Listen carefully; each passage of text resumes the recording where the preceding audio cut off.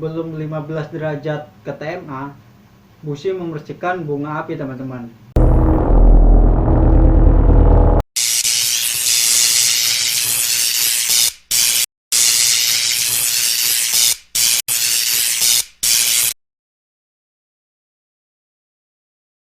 Halo teman-teman, Assalamualaikum warahmatullahi wabarakatuh. Perkenalkan, nama saya Lukus Subaryono. Di channel ini saya akan membahas mengenai engineering, otomotif, serta teknologi yang sedang berkembang saat ini ya teman-teman. Oke, saya tekankan, di sini saya tidak bermaksud untuk menggurui kalian, tidak bermaksud untuk mengajari kalian. Saya di sini hanya cerita mengenai apa yang saya pahami dan apa yang saya ketahui. Oke teman-teman, kita lanjut ke pembahasannya ya. Untuk mesin 2 tak. Dalam munculnya mesin pembakaran dalam, mesin 2 tak adalah mesin yang paling sederhana teman-teman. Dimana mesin 2 tak tidak memakai atau memiliki cam atau broken ash dan tidak memakai klep atau valve teman-teman. Selain itu, mesin 2 tak lebih ringan teman-teman daripada mesin 4 tak. Selain itu, karena mesin 2 tak dalam satu putaran poros engkol atau crankshaft melaksanakan 4 siklus teman-teman. Langkah hisap, langkah kompresi, langkah ekspansi, dan langkah buang teman-teman. Sama seperti 4 tak, cuma di sini yang membedakan yaitu jika 2 tak hanya memiliki satu putaran poros engkol dan melaksanakan 4 siklus teman-teman. Sedangkan mesin 4 tak memiliki 2 putaran poros engkol dan melaksanakan 4 siklus teman-teman, yaitu hisap, kompresi, ekspansi, dan buang. Oleh karena itu mesin 2 tak lebih responsif teman-teman dan memiliki atau mengeluarkan tenaga yang jauh lebih tinggi. Perlu kalian tahu, untuk mesin 2 tak saat ini sudah tidak diproduksi lagi karena faktor emisi gas buang yang sangat tinggi, juga bahkan mungkin dari peminat mesin 2 tak sudah menurun teman-teman. Oke, kita lanjut ke prinsip kerjanya ya teman-teman. Untuk prinsip kerjanya, mesin 2 tak sama dengan mesin 4 tak, mempunyai 4 siklus, yaitu hisap, kompresi, ekspansi, dan buang. Di sini yang membedakan yaitu proses masuknya bahan bakar dan buangnya bahan bakar teman-teman. Karena 2 tak tidak memakai camshaft dan tidak memakai valve, sedangkan 4 tak memakai camshaft dan memakai valve. Untuk keempat siklus kerjanya teman-teman, ya, yang pertama langkah hisap, piston dari TMB titik mati bawah atau BDC bottom dead center menuju ke TMA teman-teman.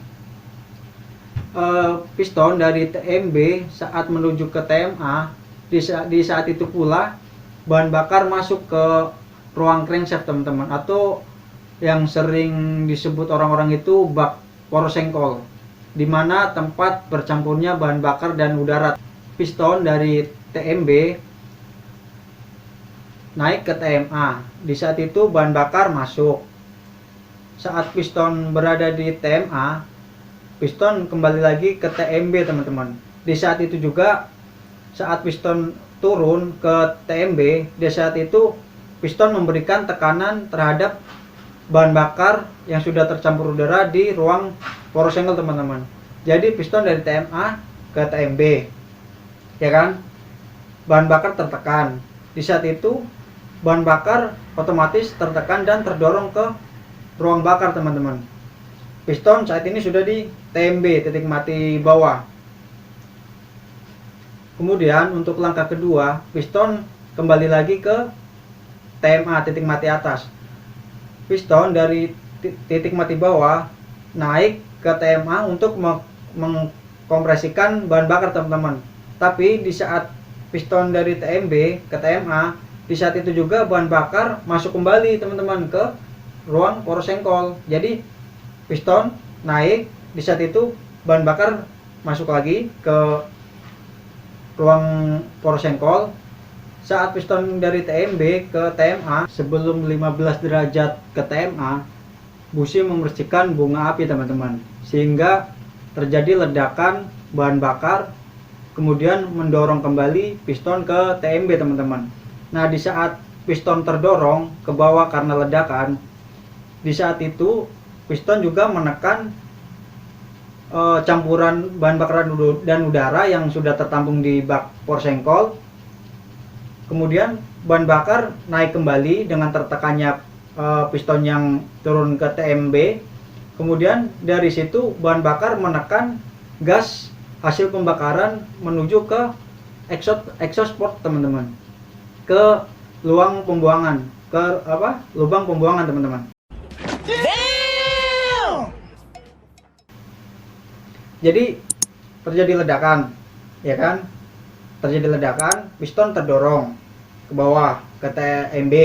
Di saat itu bahan bakar yang sudah tertampung di bawah tertekan oleh piston dan terdorong naik ke ruang bakar. Hasil pembakaran yang di ruang bakar tertekan oleh bahan bakar yang masuk, kemudian hasil ledakan tadi bahan bakar menuju ke lubang exhaust teman-teman, atau ke lubang port pembuangan. Di saat itu bahan bakar sudah masuk, piston di TMB, kemudian piston naik lagi ke TMA untuk mengkompresikan lagi bahan bakar teman-teman. Jadi begitu seterusnya. Piston dari TMB naik ke atas, piston dari TMA ke TMB, bahan bakar sudah masuk di ruang bakar, piston di TMB, ya kan? Dari TMB piston ke TMA untuk mengkompresikan sekaligus untuk meledakkan campuran bahan bakar teman-teman. Ketika bahan bakar sudah meledak, piston ke TMB lagi teman-teman. Waktu piston dari TMA ke TMB, bahan bakar otomatis sudah terisi dengan naiknya piston. Karena saat piston di TMB naik ke atas, di ruang porsengkol terjadi kevakuman sehingga menarik bahan bakar yang tercampur udara ke ruang porsengkol teman-teman. Setelah piston dari TMB naik ke atas untuk mengkompresikan dan meledakkan bahan bakar, piston kembali lagi ke TMA teman-teman, ke TMB teman-teman.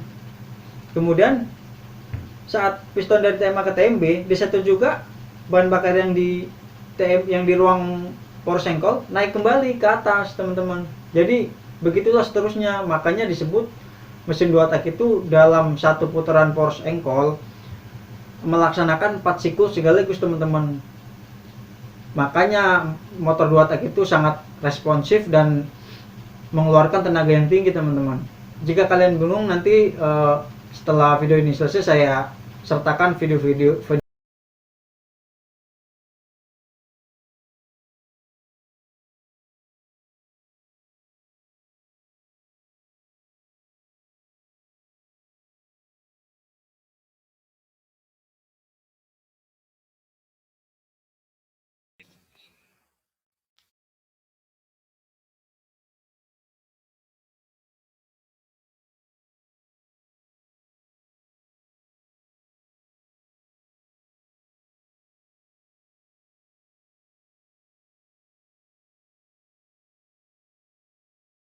Oke teman-teman, setelah kita membahas mengenai cara kerja dan prinsip kerja mesin 2 tak, sekarang kita bahas mengenai sejarahnya teman-teman. Oh ya, untuk penjelasan saya jika rumit, mohon maaf, karena memang menjelaskan suatu sistem yang bergerak itu jika tidak ada alat peraganya atau mesinnya langsung akan sangat sulit teman-teman. Baik, untuk penemu mesin 2 tak yaitu Sir Douglas Clerk. Ini orangnya teman-teman. Pria ini kelahiran Glasgow tahun 1854. Pada tahun 1881 Pak Desir ini mematenkan mesin 2 tak ciptaannya teman-teman. Dari saat itu berbagai kalangan dan company mempelajari prinsip dan cara kerja mesin 2 tak ini teman-teman, sehingga kita tahu sekarang dari berbagai company membuat atau memproduksi motor-motor mesin 2 tak atau berbagai alat engineering lainnya yang menggunakan mesin 2 tak teman-teman. Oke, mungkin itu dulu penjelasan dari saya mengenai mesin 2 tak. Untuk video berikutnya saya akan menjelaskan mengenai mesin 4 tak. Jadi buat kalian yang belum subscribe dulu agar tidak ketinggalan video-video dari saya yang terbaru. Mungkin nanti setelah pembuatan mesin 4 tak, saya akan menjelaskan mengenai bagaimana kendaraan motor mobil itu bisa berjalan, bisa hidup mesinnya. Oke, jadi subscribe biar kalian nggak ketinggalan, dan share video ini ke teman-teman kalian agar teman-teman kalian juga mengetahui, bertambah wawasan, dan mengingat kembali ingatannya jika lupa. Jadi konten ini hanya sedikit banyak ya memberi wawasan kepada kalian yang sudah tahu atau yang belum tahu, dan mengingatkan kembali buat kalian yang sudah lupa. Oke teman-teman, see you next time.